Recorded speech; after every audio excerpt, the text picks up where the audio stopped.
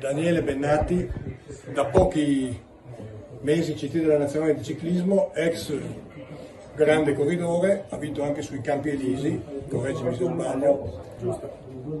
Allora, abbiamo un operatore di eccezione, Jonathan Milan, 4 corridori friulani, sono molto rapido. Compiti per casa per Milan per quest'anno?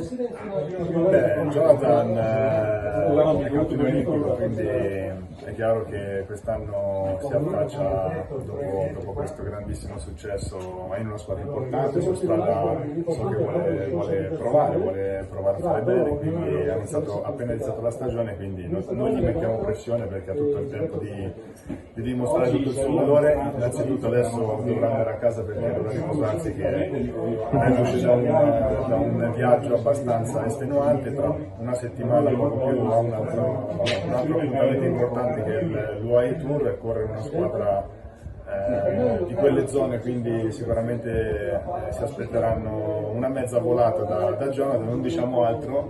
Villa, voglio solo chiedere, i compiti per casa per Milan nel 2022 quali sono?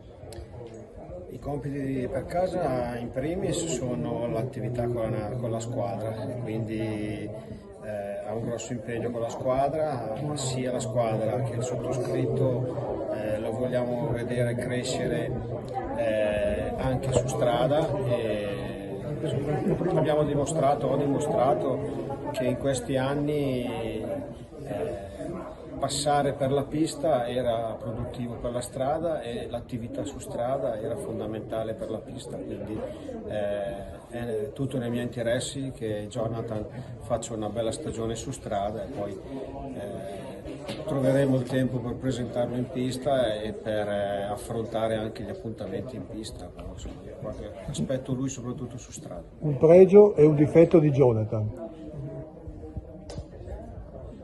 Difetti ne ha tanti, è giovane, però un pregio è che è molto serio, ha voglia di fare, e qua vi ho già trovato un difetto, forse tante volte ha troppa voglia di fare, però insomma sono tutti difetti che sono costruttivi, e insomma alla sua età è già campione olimpico, quindi può lavorare in tutta tranquillità e ha tutto il futuro davanti. Parole importanti, è il 12° anniversario della morte di Franco Ballerini, che era un grande amico del Friuli. Per come ha parlato questo signore va direttamente nel suo solco. Questo è il modo, no? Anche di presentarsi, assomigli molto.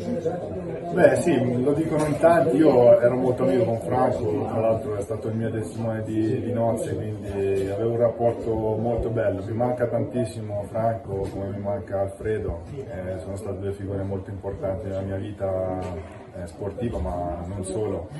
E Franco sicuramente era una persona fantastica, si sapeva porre in una maniera molto elegante con le persone, e soprattutto aveva un modo di gestire i corridori che mi piaceva molto, e spero, insomma, mi ha insegnato tanto, e spero di trasmettere qualcosa di quello che mi ha insegnato ai miei corridori. Roberto Zaina, amministratore delegato di Acqua Dolomia. Da oggi Acqua Dolomia è partner della Federazione Ciclistica Italiana, uno dei simboli dello sport italiano. Immagino sia un grande orgoglio, ma perché hanno scelto voi?